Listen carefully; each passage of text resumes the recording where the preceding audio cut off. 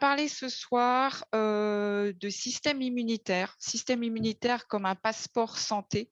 Et donc, on a organisé une série de 3 conférences. Cette première, c'est vraiment sur le fonctionnement du système et comprendre de quoi il a besoin pour pouvoir bien travailler. Ensuite, on aura une deuxième conférence dont on va fixer plus tard la date sur l'alimentation.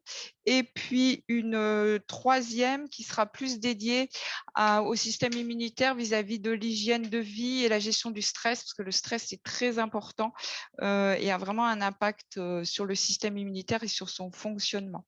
Donc là, on va vraiment voir les bases, je dirais, comprendre l'immunité et savoir de quoi elle a besoin pour que ça se passe bien. Donc, je me présente très brièvement, mais il y a beaucoup de personnes qui me connaissent déjà. Donc, je suis Régine Thomé. En fait, je travaille, je suis basée en région parisienne, mais je travaille en collaboration avec le centre, le cabinet Ostéo et Plus. Donc, j'organise des consultations à distance. Et à la base, en fait, je suis docteur en immunologie. Voilà, je suis scientifique. Je travaillais 20-25 ans d'abord à l'hôpital, en recherche. En fait, j'ai fait beaucoup de recherches sur le VIH et sur le virus de l'hépatite. Et ensuite, j'ai travaillé dans l'industrie pharmaceutique. Donc voilà, mon cœur de métier, c'est vraiment l'immunologie, la virologie. Et puis, j'ai fait un grand saut pour passer dans un autre domaine qui est la naturopathie, donc avec une approche plus globale et voilà, en mettant en place, en accompagnant les personnes avec des méthodes naturelles. On va continuer. Donc, le plan de la conférence, on va voir le fonctionnement, on va y passer environ 10-15 minutes. Ensuite, on verra les interactions. Ce système immunitaire, il ne peut pas fonctionner tout seul, hein. On a un corps dans sa globalité. Donc, il lui faut d'autres systèmes avec lesquels il interagit pour aussi bien fonctionner. Et donc, on verra des organes, des systèmes clés qui y sont associés. Et ensuite, en dernière partie, on consacrera plus de temps à tous les nutriments qui sont essentiels pour un système immunitaire qui soit en bon état de fonctionnement. Et puis ensuite, eh bien, on discutera et puis on échangera sur vos éventuelles questions et réponses auxquelles j'apporterai des réponses. Pardon. Alors, le système immunitaire, qu'est-ce que c'est? Alors, déjà, un système, ça veut dire, dans tout notre corps, on a plusieurs systèmes, hein. C'est un ensemble de cellules, de tissus, d'organes qui permettent en fait la mise en œuvre d'une action spécifique. Et le système immunitaire, il est là pour nous protéger. C'est en fait l'ensemble des mécanismes physiologiques qui vont permettre de reconnaître des substances comme étrangères, anormales, de les neutraliser et de les éliminer. C'est basé, en fait, le système immunitaire, il est basé, l'immunité est basée sur le fait que l'organisme, il a une formidable capacité. Il peut reconnaître le soi du non-soi, voilà, ce qui nous appartient et ce qui est étranger. Et c'est juste extraordinaire d'avoir cette capacité. On compare souvent, en fait, ce système immunitaire à une armée. Alors, j'aime pas trop, mais bon, c'est vrai qu'il y a une idée de défense, mais c'est une armée qui est très complexe. On va voilà, y rentrer plus dans le détail juste après, avec différents types d'immunité, différents types de cellules, des messagers qui circulent entre les cellules. Et voilà, c'est un système qui était encore assez peu connu. Moi, je sais quand j'ai fait mes études à la fac, je crois qu'il y avait 8 ou 10 heures d'informations sur le système immunitaire. On savait très peu de choses. Le VIH a fait énormément progresser les connaissances parce que ça touchait vraiment ce système. Et puis là, la Covid nous fait aussi, je pense, énormément avancer dans la connaissance de ce système, dès qu'on est face à des virus, c'est un petit peu compliqué parce que, comme vous le savez, ils mutent, ils changent. Là, on voit qu'on a des variants et on a du coup un système immunitaire qui peut réagir de façon différente. Et on est en train de se rendre compte, d'apprendre des choses, de constater notamment qu'il y a des différences entre un système immunitaire masculin, féminin. Ça, c'est des choses qu'on n'avait pas trop investiguées. Et puis qu'il est capable quelque part de réagir et de nous défendre de façon différente selon les stades d'une infection, notamment là avec le SARS-CoV-2, donc le virus de la Covid. On voit qu'il y a des moments où ça s'emballe et puis selon les étapes, en fait, on a un système immunitaire qui peut voilà, un petit peu flamber et puis ou bien être insuffisant. C'est c'est un système qui est vraiment se module énormément et c'est toute quelque part la difficulté en fait de le soutenir. Moi, je dis toujours soutenir et pas booster. Ça me fait un petit peu grimper au rideau quand j'entends booster, stimuler, renforcer un système immunitaire. Même si des fois on m'a poussé à utiliser ce terme dans certaines conférences. Pour moi, c'est pas voilà. Ce qu'il faut, c'est qu'il soit à même de bien travailler et pas forcément de surtravailler parce que ça peut être néfaste. Et j'aime bien aussi la définition du naturopathe que je connais qui parle pas, qui ne compare pas à une armée, mais qui le compare à un ministère des Affaires étrangères. Elle dit toujours l'immunité, c'est notre ministre des Affaires étrangères qui veille au territoire, au tourisme, à l'immigration et à la maîtrise de toutes les situations. Je trouve que c'est une image aussi qui est parlante. Alors, ce système immunitaire, il est formé de 4 grandes barrières qui vraiment vont intervenir dans son fonctionnement. On a d'abord une protection mécanique et chimique, mécanique vis-à-vis de nos muqueuses. La muqueuse, on a la peau, on a les muqueuses du nez, des poumons, la muqueuse digestive, intestinale, vasculaire, vaginale. On a nos cils, nos poils qui nous protègent aussi de façon mécanique. Et puis ensuite, on a une protection chimique avec la sueur, le sébum, les larmes et 2 grandes immunités. Ça, on va revenir juste après. Il y a l'immunité qui est non spécifique innée, on va la développer, on va en parler. Et puis l'immunité, la seconde partie de l'immunité qui est spécifique. Et puis ce système immunitaire, c'est aussi notre biologie. Il est fortement influencé par ce que l'on mange. C'est ce qu'on va voir donc plus en deuxième partie de cette conférence. Donc influencé par la nutrition, qu'on abordera aussi au cours du webinaire numéro 2, par le stress, ça, c'est ce qu'on verra en troisième partie. Il y a vraiment un gros impact du stress. Par l'âge, on sait qu'avec l'âge, voilà, le système, il est un petit peu défaillant dans la reconnaissance du soi et du non-soi. Et puis les cellules, elles sont un petit peu moins compétentes, elles sont un petit peu moins actives. Il est influencé énormément aussi par la sédentarité.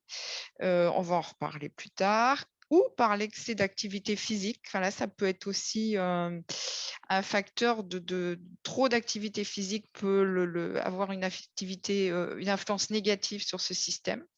Et puis, le système hormonal va jouer, l'état psychologique et même les changements de saison. On sait que là, on y est, on est un petit peu ballotté. La semaine dernière, on mourait de chaud, là, on a froid. Il gelait hier matin encore. C'est aussi un facteur en fait qui peut moduler et altérer son fonctionnement. On parle de plus en plus, ça c'est des recherches plus récentes, de la psycho-neuro-endocrino-immunité. On se rend compte que... Il y a un bruit bizarre. Je ne sais pas d'où ça vient. On se rend compte en fait que tout est lié. Et que dès qu'on a en fait soit par exemple un désordre hormonal ou un trouble, un choc émotionnel, on va avoir un impact sur le système immunitaire et puis sur les autres systèmes. En fait, tout interagit et c'est vraiment cohérent avec l'approche en naturopathie, c'est que notre corps, c'est des petites choses séparées qui ont chacune leur propriété, mais c'est intéressant d'aller voir aussi au niveau global. Alors, son rôle, on va voir là justement, les 2 immunités se découpent en 2 parties. Donc, une première avec la réponse innée qui n'est pas spécifique, c'est-à-dire qu'elle est indépendante de la nature de l'agresseur. Que ce soit, donc ce qui va nous agresser, c'est les virus, les bactéries, les champignons. On a là une première réponse presque immédiate avec les phénomènes d'inflammation, avec éventuellement de la fièvre et des cellules spécialisées qui vont intervenir, que sont surtout les polynucléaires neutrophiles. Voilà, les polynucléaires, c'est une forme de leucocyte, ça fait partie des leucocytes, des globules blancs. On en a 3 types et le neutrophile, c'est vraiment un peu le chef d'orchestre, celui qui va arriver dès qu'on est agressé. Par exemple, on se fait une plaie, il y a des petites bactéries qui arrivent. Tac, il y a les neutrophiles qui vont arriver sur le champ de bataille pour aller ameuter tout le monde et puis faire venir tout le monde. Ensuite, on a les macrophages et les cellules dendritiques, justement, qui vont arriver.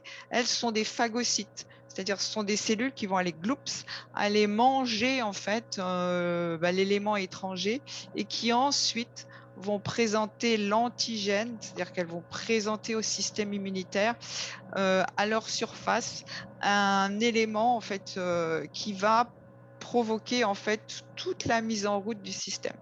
Et puis on a un troisième type de cellules spécialisées qui sont les natural killers, qui elles se posent pas de questions, elles tuent la cible directement. En deuxième partie de ce système immunitaire, on a une réponse aussi acquise, plus spécifique et adaptative avec l'intervention de deux types de lymphocytes. Donc les lymphocytes font partie aussi des globules blancs, des leucocytes. Et on a les lymphocytes B qui vont sécréter des anticorps qui, eux, vont aller justement capter l'antigène. Ça s'appelle aussi des immunoglobulines, on entend les deux termes. Et également intervention de lymphocytes T, qui eux sont des cellules qui vont aller détruire les pathogènes en produisant des cytokines. On entend parler avec la Covid des cytokines, de l'orage cytokinique. Voilà, ce sont des messagers chimiques qui vont, qui se baladent en fait entre les cellules et qui vont aller activer et faire intervenir d'autres cellules. Et puis ensuite, on a aussi un autre type de cellules dont on parlera moins, les mastocytes, les basophiles, qui sont plus impliqués dans tous les phénomènes d'allergie. Donc, pour reprendre, pour résumer un peu tous ces acteurs du système immunitaire, on a les muqueuses, on a les leucocytes, donc globules blancs avec trois familles, les monocytes. Les monocytes, c'est en fait les cellules qui circulent dans le sang qui après vont donner les macrophages. On a ces polynucléaires dont on vient de parler, les lymphocytes T, B et les NK. Et donc, parmi les cytokines, on en a plein. Moi, je sais quand j'ai démarré mes études il y a bientôt, je sais pas, 40 ans, oui, 30 ans, oui, 40 ans presque. Les interleukines, je crois qu'on était à l'interleukine 6 ou 8, maintenant on en a 15. Donc, c'est toutes ces petites molécules qui se baladent et qui vont aller mettre tout en branle. Il y a des interférons, on ne va pas aller détailler parce qu'on ne va pas spécialement en parler ce soir, juste savoir que ça existe et que ça fonctionne grâce à ces cytokines. Alors, son fonctionnement justement de ce système immunitaire avec toutes ces cellules, elles se trouvent où? Elles se trouvent en fait, elles sont hébergées, c'est leur maison en fait. Ce sont des organes lymphoïdes qui sont très nombreux. C'est là qu'elles vont en fait être stockées. Elles vont éventuellement maturer parce qu'elles ont différents stades d'évolution et se multiplier. Alors, le premier organe lymphoïde, c'est la moelle osseuse. C'est là qu'elles sont produites. Ensuite, on a le thymus, par exemple les lymphocytes T, ils vont maturer, ils vont passer par le thymus. Il y a la rate, les amygdales, la barrière intestinale, qui est très importante. C'est un siège vraiment, on va en parler ça plus en détail, un siège important de l'immunité. On a les ganglions aussi lymphatiques, voilà, différents endroits au niveau du corps. La tunique respiratoire, voilà, tout ça, ce sont les organes lymphoïdes qui hébergent donc les cellules de notre système immunitaire. Alors, cette barrière intestinale, c'est aussi assez récemment qu'on s'est rendu compte que une partie importante de notre immunité se trouvait en fait au niveau de notre intestin. On dit que ce sera à peu près 70% du système immunitaire qui serait localisé à cet endroit-là. Puisque la barrière intestinale, en fait, qui est fine, c'est une couche de cellules, son rôle, enfin entre autres, son rôle, c'est d'assimiler aussi ce qu'on mange et les nutriments, mais c'est aussi de stopper, d'empêcher les pathogènes de passer. Et cette petite couche de cellules, donc les entérocytes, elles sont connectées aux cellules du système immunitaire, aux cellules qui présentent l'antigène, qui vont justement intervenir au démarrage pour aller mettre en route en fait tout ce système. Et puis juste au-dessus, on a le microbiote. On va voir un petit peu après comment il intervient. Donc ça, c'est tout ce système en fait de bactéries, de virus, de champignons qui se trouvent au-dessus de notre barrière intestinale. On en entend de plus en plus parler. Il a un rôle vraiment très important. C'est 2-3 kilos de bactéries, virus, etc. Et puis au-dessus, on a un petit mucus, une gélatine qui protège en fait tout ça. Et on se rend compte que si la barrière intestinale est en bon état, on va avoir une meilleure réponse du système immunitaire puisque ça va faire barrage, ça va tout de suite enclencher le système, il va fonctionner et puis on en reste là, il se défend et puis tout va bien. Alors que si elle est en mauvais état, ça va être un petit peu plus compliqué. Et donc, dans ce système, on a des organes clés. Alors, on vient voir qu'il y a des organes qui hébergent les cellules. Ceux-là, on ne va pas trop en parler parce qu'on ne peut pas influer dessus. Voilà, moi, la moelle osseuse, je peux pas aller, j'ai pas d'action possible sur la moelle osseuse, ni sur la rate, ni sur les ganglions. Alors qu'il y a des organes sur lesquels, justement, on peut, avec l'alimentation, avec d'autres choses, voilà, aller agir. Et notamment, donc, on va parler de l'intestin et du foie. Enfin, c'est ce que j'ai choisi en tout cas ce soir. Et puis des systèmes qui sont aussi imbriqués au fonctionnement du système immunitaire, c'est-à-dire le système lymphatique surtout et le système nerveux. Alors, comment tout ça interagit et travaille ensemble? Ces organes clés, donc on a l'intestin. On sait maintenant qu'au niveau de cet intestin et de ce microbiote, lorsque notre flore intestinale, on a plusieurs centaines d'espèces de bactéries, virus, champignons, c'est surtout des bactéries. Il faut quand même savoir qu'on a 10 fois plus de bactéries, virus au niveau de notre flore intestinale que de cellules dans notre corps. On a 10 puissance 13 cellules, je crois que ça fait 100 milliards ou 100 000 milliards, enfin, c'est tellement énorme. Et le microbiote, c'est encore 10 fois plus. Donc, c'est vraiment important en termes de petits organismes, en tout cas. Quand celui-là, on en a donc plusieurs centaines d'espèces différentes, quand ça se déséquilibre, on parle de dysbiose.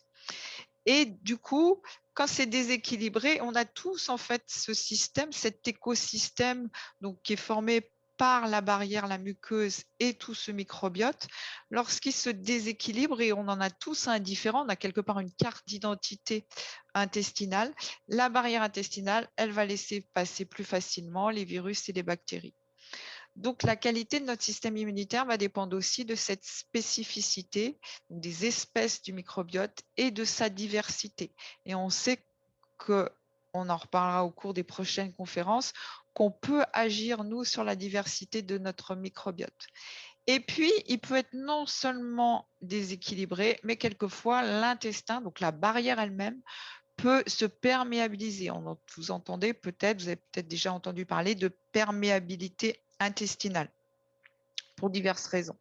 Et donc là, il y a des molécules qui ne devraient pas passer, qui vont passer et qui vont être prises, elles vont remonter en fait vers le foie via la circulation sanguine par la veine porte. Et le foie va recevoir en fait des molécules qu'il n'aurait pas dû recevoir. Ça peut être des bactéries, des virus, et donc il doit les gérer. Il va pouvoir potentiellement se fatiguer, se surcharger, et quand lui, il n'arrive plus, quand il est vraiment complètement débordé, il va remonter vers le poumon. Et donc, les déchets seront pris en charge par le poumon. Il faut savoir que le foie, c'est vraiment notre nettoyeur. Il filtre 2400 litres de sang tous les jours et il nous débarrasse de tous les toxiques, les médicaments, les vieilles hormones, etc., etc. On sait que, pour revenir juste sur ce microbiote qui est vraiment très important, on sait qu'il est capable de produire en fait notamment des acides gras à chaîne courte, le butyrate notamment, qui sont des sortes d'antibiotiques naturels qui peuvent réguler aussi tout le système immunitaire. Voilà, il y a vraiment un travail du microbiote qui en lui-même peut aussi nous protéger et avoir cette défense, en fait, cette capacité de défense. Et donc, au niveau des systèmes clés, on a deux systèmes qui sont importants. C'est le système lymphatique, parce qu'il va opérer avec le système immunitaire, notamment parce qu'il y a des ganglions lymphatiques. C'est là que vont être stockés les lymphocytes qui vont se multiplier, se différencier, les lymphocytes B et T qui font partie donc de notre immunité acquise spécifique. Il y a la lymphe qui permet la connexion entre les cellules et la circulation. Et puis, si ce système lymphatique, il bouge pas, si on ne bouge pas, il va stagner. stagner. Et donc, on va avoir une réponse immunitaire qui est moins efficiente. Ça va moins bien se faire, en fait, l'immunité, parce que, en fait, tout stagne. Et donc, bouger, c'est vraiment très, très, très important pour, en fait, notre système immunitaire. Et ça, ça fait quelques années qu'on en parle de plus en plus. Et puis, il y a le système nerveux également, donc qu'il est important de chouchouter, je dirais, parce que le système immunitaire est sous le contrôle du système nerveux central et il est vraiment impacté par le stress. Ce sera plus du coup l'objet de la conférence numéro 3 où vraiment on va développer voilà, ces deux impacts et comment l'un agit sur l'autre. Alors, qu'est-ce qu'on peut mettre en place pour soutenir ce système immunitaire et pour donc à la fois avoir une veille qui marche, qui est efficace, et puis pouvoir se défendre de façon vraiment ciblée, adaptée à la situation. Il faut vraiment jouer, je dirais, finement si on a une immunité trop faible, ça ne va pas le faire. On va laisser passer des choses et avoir des infections. Si c'est trop fort, c'est pas bon non plus. On a vraiment une hyperactivité. On le voit avec la Covid, quand il y a des orages de cytokines, quand ça fonctionne de trop, c'est pas bon non plus. Et puis, il peut y avoir aussi des déséquilibres dans les répartitions entre les cellules du système immunitaire. Et là aussi, ça peut en fait favoriser des pathologies, favoriser donc des maladies. Donc, prudence, il ne faut pas faire n'importe quoi non plus. Je ne vais pas rentrer trop dans le détail sur cette slide-là. C'était juste pour que vous compreniez que l'espèce de petite cellule éclatée là que vous voyez à gauche, c'est une cellule dendritique, donc qui gobe par exemple une bactérie, qui va présenter l'antigène à un lymphocyte T naïf. Il y en a qui sont sous forme vraiment comme des précurseurs naïfs et qui, sous l'influence de certaines cytokines, donc des messagers, vont se différencier, c'est-à-dire ils maturent, ils progressent en fait dans leur vie et vont progresser sous différentes formes. On va avoir des lymphocytes Th1, H2, H9, etc., avec des capacités en fait différentes.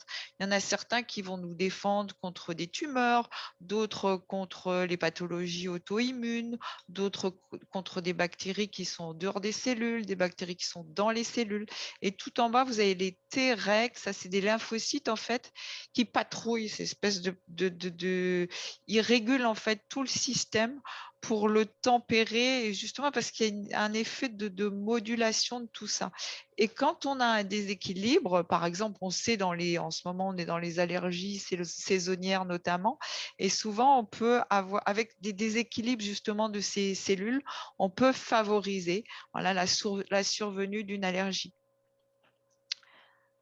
Donc ça, c'est plus complexe, mais c'est pour que vous compreniez qu'il y a cet effet voilà, de vraiment d'équilibre qui est important entre les cellules de ce système. Et comme vous voyez, il y a beaucoup de cytokines qui en permanence interviennent et c'est un jeu permanent entre les cellules. Alors, comment on va rentrer donc dans la deuxième partie? Comment le soutenir? Voilà, qu'est-ce qu'on peut faire nous avec notre alimentation pour que ce système soit vraiment efficace? Alors, par les nutriments, par ce qu'on mange. Alors, il y a les macronutriments, c'est ce qu'on appelle les protéines, lipides et glucides, ce sont les macronutriments. En général, on ne va pas trop développer ce point-là parce que je pense que en France, voilà, en général, on a un apport de protéines, lipides, glucides qui est à peu près équilibré, sauf cas extrême de problèmes alimentaires ou de végétalisme vraiment très mal équilibré. Voilà, on ne va pas aller dans le détail sur les macronutriments. Je pense que c'est beaucoup plus intéressant d'aller sur les micronutriments qui, eux, sont les vitamines. Alors, les vitamines, on les connaît plus parce qu'on en entend plus parler. La plupart ne peuvent pas être apportées par l'alimentation, donc il faut par le corps. Elles ne sont pas synthétisées par notre corps, donc il faut les apporter par l'alimentation. Il y a les minéraux qui, eux, sont importants parce que sans eux, souvent, nos petites enzymes qui sont qui interviennent justement dans toutes les réactions dans notre corps pour tout faire fonctionner. Les minéraux sont importants. Nos enzymes ont besoin de ces minéraux en général pour fonctionner. Et puis, il y a des beaucoup plus petits éléments qui sont les oligo-éléments qui sont présents à l'état de traces. Donc ça, c'est par exemple l'iode, le sélénium, le zinc, le cobalt, le manganèse, qui, eux, sont importants parce qu'ils interviennent dans la constitution des tissus, dans l'activité aussi des enzymes et des hormones, et on les stocke peu. Il faut vraiment en apporter de façon très régulière par l'alimentation.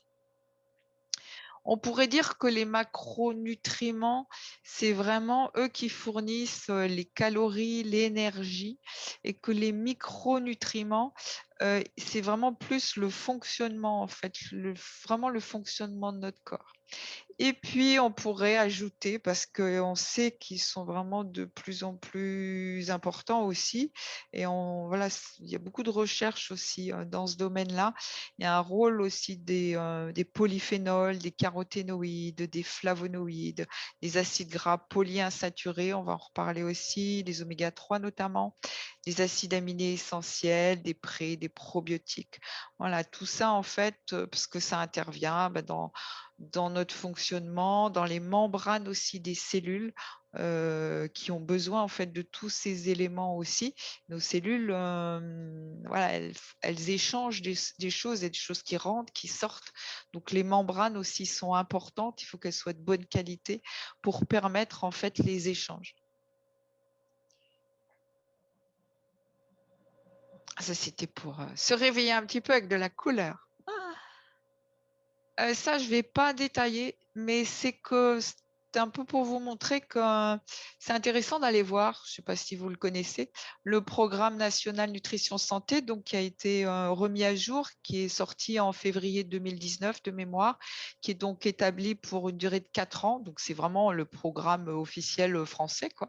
On entend souvent parler des fruits et légumes, voilà, 5 par jour, mais il y a beaucoup d'autres choses qui rejoignent complètement ce dont on va parler après, les principes dont on parle souvent, nous, naturopathes, l'importance notamment des légumes secs, des oléagineux, de voilà, de pas avoir trop d'apport de protéines animales, en tout cas pas trop par exemple, de viande rouge. On voit viande limitée, les autres viandes, notamment la viande rouge à 500 grammes par semaine, 2 fois par semaine du poisson. Il y a beaucoup de choses dans ce programme qui fait, je crois, une centaine ou 150 pages, qui sont vraiment très intéressantes, avec la réduction du sel aussi. On consomme beaucoup trop de sel et on s'est engagé au niveau national vis-à-vis de l'OMS à réduire de 25% notre consommation de sel d'ici à 2025. Voilà, il y a vraiment beaucoup de points très intéressants et qui ne sont pas toujours, je trouve, énormément diffusés. On parle beaucoup des fruits et légumes, mais pas trop du reste finalement. Alors, les macronutriments, donc c'est eux qui fournissent les calories, l'énergie dont on a besoin, hein. Les protéines, donc c'est des grosses molécules qui sont constituées d'acides aminés. Il y en a 20 voilà, il y a 20 acides aminés, il en existe 20. Il y a quelqu'un qui arrive. Donc, elles sont soit animales, viande, poisson, tous les sous-produits, soit végétales. On trouve des protéines, surtout dans les légumineuses. Il faut savoir à poids équivalent, il y a plus de protéines dans des lentilles que dans un steak, hein. C'est vraiment riche en protéines. Les céréales en contiennent, les oléagineux aussi, et puis un peu, voilà, ça on mange moins souvent, mais le pollen et les algues, elles interviennent dans vraiment dans tout notre métabolisme, dans tout le fonctionnement du corps, dans le transport de l'oxygène, dans les membranes des cellules, la structure de la peau. Ensuite, on a les lipides, donc les matières grasses, qui peuvent être soit saturées, les acides gras saturés, c'est tout ce qui vient des animaux, et les insaturés sont plus les huiles végétales, les oléagineux, avec les oméga 3, 6 et 9. Donc, les lipides, nos membranes des cellules sont faites donc, de protéines et de lipides. Et puis, on a besoin de gras pour les cellules nerveuses, pour le transport des vitamines et puis pour synthétiser nos hormones. On ne peut pas faire d'hormones si on n'a pas d'acide gras.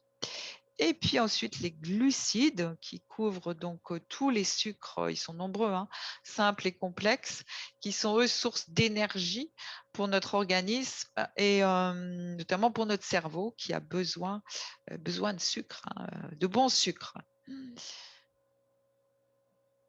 Alors, pourquoi? Voilà. On va voir maintenant plus en détail donc les micronutriments qui sont essentiels pour notre système immunitaire. Alors, dans ce premier tableau, on va avoir un incontournable du système immunitaire, c'est le zinc. Le zinc, on en a besoin pour plein de choses. Il va servir en fait à différencier nos lymphocytes T, il a un pouvoir de limiter la prolifération de certains virus. Il est vraiment le cofacteur de nombreuses réactions dans notre corps. Donc, c'est vraiment important d'avoir suffisamment de zinc. Alors, soit via l'alimentation, soit en complémentation, mais attention, voilà, on ne prend pas du zinc non plus n'importe comment. Souvent, on recommande quand même de faire un dosage, de vérifier quel est notre taux de zinc et puis on en prend un mois, pas plus. On ne prend pas du zinc en continu et avec donc en général c'est 10-20 mg en dehors des repas. Mais on en trouve dans l'alimentation. Donc si vous mangez régulièrement des œufs, des oléagineux, des légumineuses, des graines de courge et puis tout ce qui est crustacés, mollusques, les huîtres, les harengs, et de la viande. Voilà, normalement, si vous avez ces apports alimentaires, vous avez suffisamment de zinc.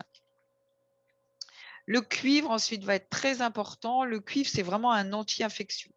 Il va permettre la prolifération aussi de nos lymphocytes T, donc les cellules vraiment qui sont importantes pour notre système immunitaire. Et puis, il est aussi un cofacteur de molécules qui ont un pouvoir antioxydant. On sait que nos cellules peuvent être attaquées par des radicaux libres qui viennent de différentes. Le stress, notamment, nous fait produire des radicaux libres, enfin, générateur de radicaux libres, et que pour aller contrecarrer ces radicaux libres qui pourraient altérer et détruire les cellules, les antioxydants sont intéressants. Donc, le cuivre, par cette action sur un antioxydant, est intéressant pour la préservation de nos cellules. On ne se complémente pas en cuivre, sauf vraiment en cas s'il y avait une carence qui était dosée, évaluée dans un prélèvement sanguin. On en trouve dans beaucoup de choses. Et moi, souvent, ma recommandation, c'est soit on mange des lentilles 2 fois par semaine, et puis avec 2 carrés de chocolat noir par jour. Alors, il y a des naturopathes qui sont pas anti-chocolat noir, mais voilà, qui peuvent l'être. Moi, le chocolat noir, je trouve qu'il y a plein d'avantages, il y a plein d'intérêts. Et avec 2 carrés par jour, vous avez votre dose de cuivre. Après, il y a le sélénium. Alors, le sélénium, c'est un antioxydant, mais alors qu'on trouve beaucoup dans les graines germées. C'est facile de faire des petites graines qu'on fait germer, c'est rigolo à faire. En 4-5 jours, vous avez un saladier plein de graines que vous pouvez parsemer et utiliser pour plein de choses. C'est plein d'enzymes, c'est vraiment intéressant. Dans le sésame, dans les céréales complètes, les légumineuses et les noix du Brésil, ces grosses noix, en fait, s'appellent noix d'Amazonie aussi, sont vraiment riches en sélénium. Vous en mangez 1 ou 2 par jour et vous avez votre dose, votre apport quotidien de sélénium. Ensuite, le dernier, c'est le magnésium. Je dirais que c'est aussi, on aurait pu le mettre en premier, enfin, j'aurais pu le mettre en premier, c'est un incontournable, surtout qu'on on est très souvent carencé en magnésium. On sait qu'on est à peu près, les dernières études montraient 70% de Français carencés en magnésium. Et je pense que ça n'a pu qu'augmenter parce que le stress nous fait, on perd du magnésium quand on a une fuite de magnésium quand on est stressé. Les gens qui sont burn-out, très souvent, sont complètement carencés, il n'y a plus de magnésium et qu'on le veuille ou non, on est stressé par ce qui nous arrive depuis un petit peu plus d'1 an. Donc c'est vraiment important. Je pense qu'il y a une complémentation à faire, c'est une complémentation en magnésium. Pareil, pas au long cours, hein, vous faites un boost, ce que je mets de 500 mg pendant 2-3 semaines et puis ensuite on peut un petit peu diminuer ou faire un mois sur 2, enfin ça dépend. Il faut se faire souvent quand même accompagner pour voir, il y a plein de formes différentes de magnésium, il y en a qui peuvent être irritantes, qui peuvent être mal supportées, il y en a qui sont assimilées plus ou moins. Voilà, c'est bien d'avoir quand même l'avis d'un spécialiste. Et puis pareil, si vous avez une barrière intestinale qui n'est pas en état, ben, le magnésium, il va passer, il va vous traverser, mais il ne va pas être assimilé, il va rien faire. Donc, on peut aussi prendre des compléments alimentaires, croire qu'on se fait du bien, mais en fait, pas tant que ça, parce que notre organisme n'est pas en état de les capter et d'en saisir en fait les bénéfices. Pas de magnésium, par contre, s'il y a une insuffisance rénale, il faut faire attention. La deuxième partie, c'est plus donc les vitamines. Quelles sont les vitamines qui sont essentielles pour un bon fonctionnement du système immunitaire? C'est la D3. Alors ça, vous avez certainement entendu parler. Ça a été recommandé par les autorités de santé. Voilà, c'est cette fameuse vitamine qu'on capte, qu'on arrive à synthétiser en fait sous l'influence des rayons du soleil et dont on a vraiment, mais alors cruellement besoin pour faire fonctionner notre immunité. Elle va stimuler en fait les macrophages, les cellules dendritiques. Elle va permettre la prolifération des lymphocytes T. Elle diminue certaines cytokines qui sont pro-inflammatoires. Elle est vraiment hyper, hyper, hyper importante. Alors, on peut la prendre sous forme d'ampoule, mais bon, moi, c'est un shoot, hein, c'est une fois par mois ou par trimestre, c'est une grosse dose qui arrive.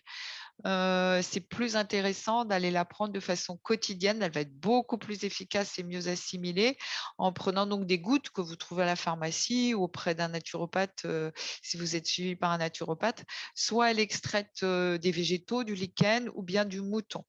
Et vous prenez 1 ou 2 gouttes tous les jours pour vraiment avoir un bon apport. Et puis faites doser si vous avez un prélèvement sanguin à faire pour autre chose.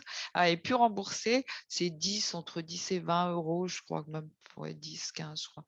Moi, chaque fois que j'ai une prise de sang à faire, je dis toujours, bah, vous me rajoutez la vitamine D3, je la paye pour voir en fait où en est mon taux.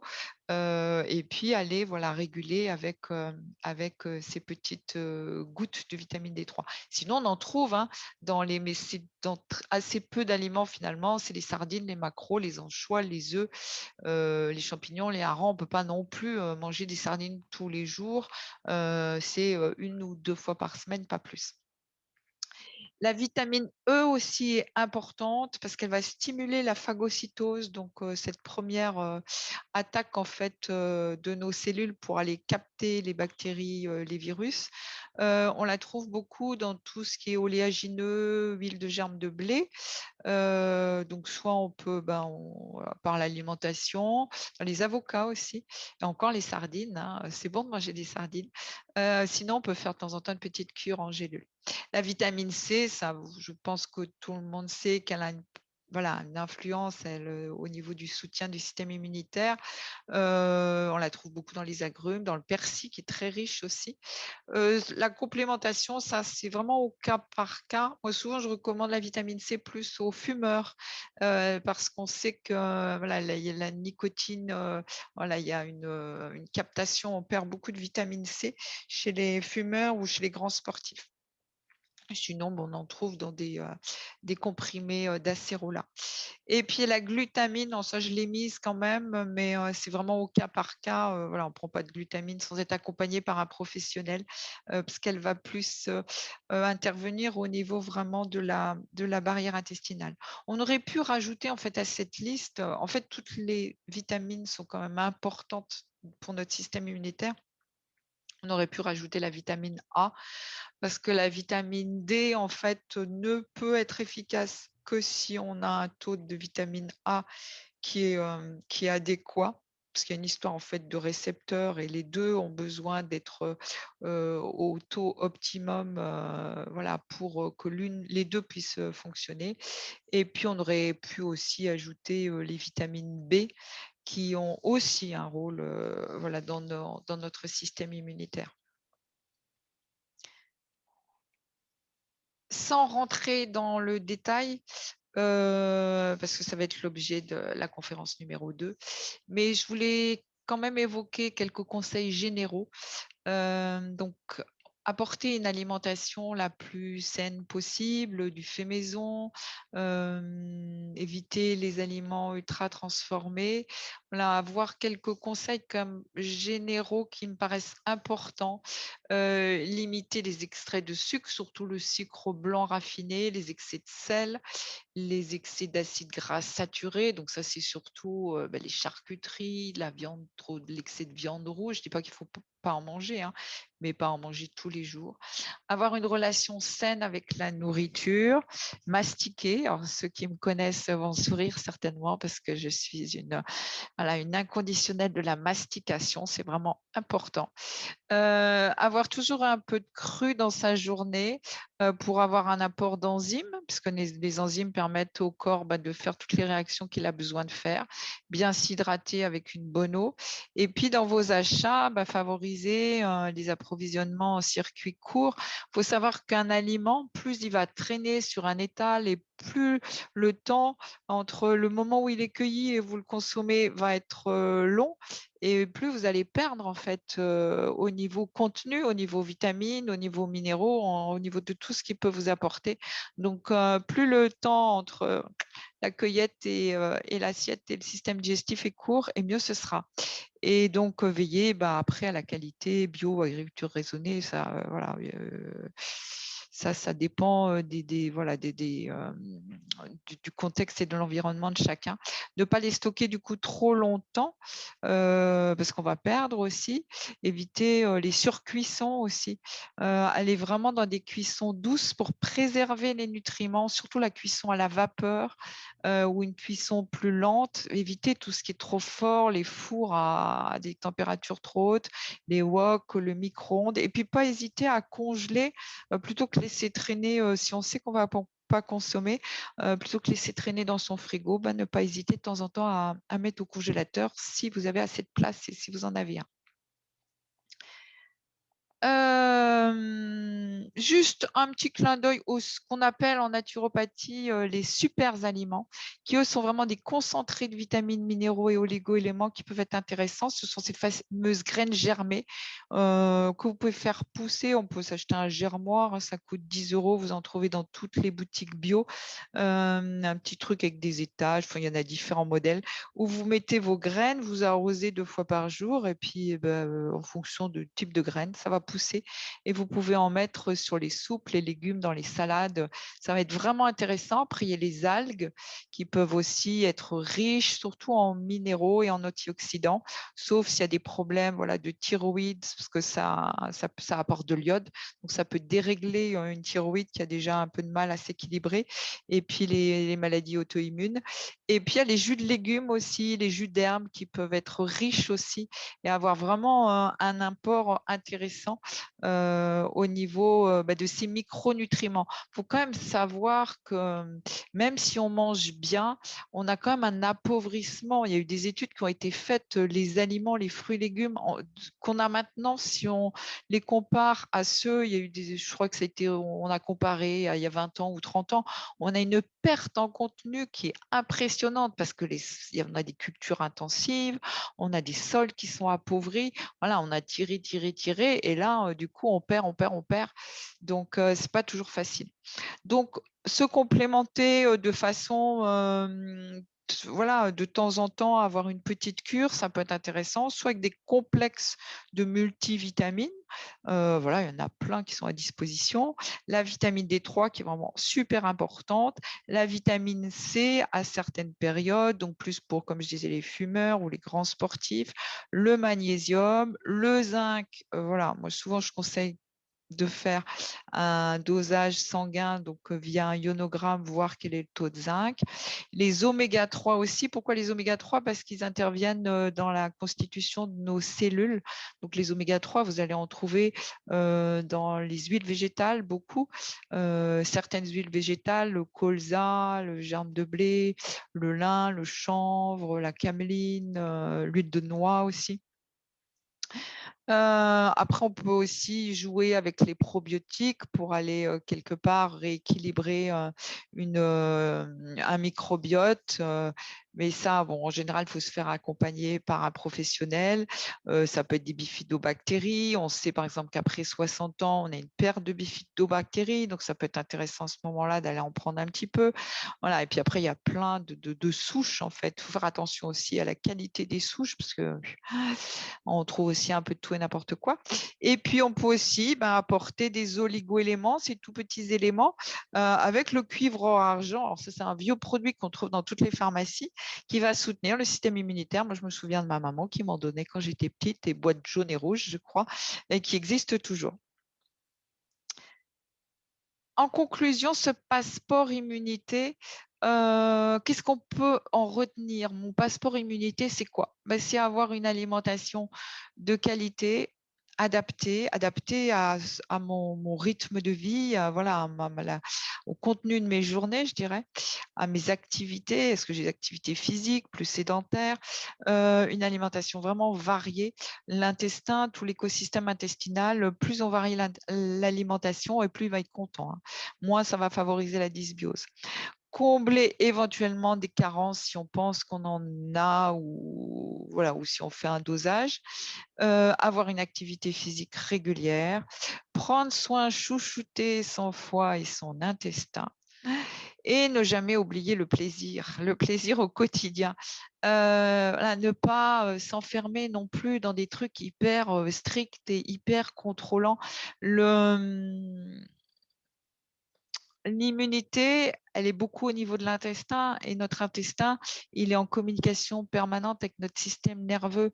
Si on se brime trop, si on se contrôle trop, voilà, ça va pas être bon non plus parce que tout ça est lié. Donc, de temps en temps, il faut pas hésiter et puis se lâcher. Voilà, après, ça peut être une fois par semaine ou plus, mais ne jamais oublier qu'il faut se faire plaisir. Je pense que c'est vraiment quelque chose à ne jamais oublier. Je vous remercie pour votre attention. Je vous ai remis mes coordonnées, donc j'interviens en visio pour Le Mans et toute la région. Donc, il y a des cartes de visite en salle d'attente dans le centre Ostéo et Plus. Vous pouvez prendre rendez-vous soit en me téléphonant, soit via mon mail que vous avez, puisqu'on a communiqué par mail pour cette conférence. Et donc, le premier rendez-vous, on fait vraiment le point de façon approfondie. Ça dure quelquefois 1 heure et demie, mais beaucoup plus souvent 2 heures. Le tarif est de 75 € et donc à l'issue du rendez-vous, je vous envoie un programme complètement personnalisé, individualisé, accompagné de fiches conseils. Voilà, on va vraiment dans le détail pour vous accompagner sur, ça peut être de l'hygiène de vie, ça peut être une problématique, quelle qu'elle soit. Et si je ne peux pas vous accompagner, je vous le dirai. En général, je le dis au préalable en fonction du motif en fait de prise de rendez-vous. Je terminerai juste de façon presque évidente, mais en rappelant que si vous avez des médicaments, des soins, des traitements médicaux, tout ça ne peut pas se substituer en fait à un traitement médical et toujours vérifier si vous prenez même un complément alimentaire, s'il y a des traitements que vous prenez, que c'est bien compatible, qu'il n'y a pas de contre-indication. Vous avez vu, j'en ai cité quelques-unes au cours de cette présentation. Il peut y avoir des pathologies ou des traitements qui sont incompatibles avec des conseils qui paraissent vraiment naturels, mais le naturel, il est efficace aussi. Et les plantes peuvent être, voilà, il peut y avoir des interactions. Donc toujours, voilà, avoir une collaboration entre le professionnel de médecine, je dirais plus complémentaire naturel, et puis le médecin traitant ou le médecin spécialiste. Je pense qu'on va pouvoir, vous allez pouvoir rouvrir vos micros je vais arrêter le partage d'écran pour me poser des questions si vous en avez. Et donc, les conférences numéro 2, numéro 3, on n'a pas encore les dates, mais j'ai vos mails, donc on vous tiendra au courant des dates qui seront fixées. Je pense qu'il y en aura une certainement, avant l'été, et puis l'autre peut-être après. Enfin, on va voir comment on s'organise.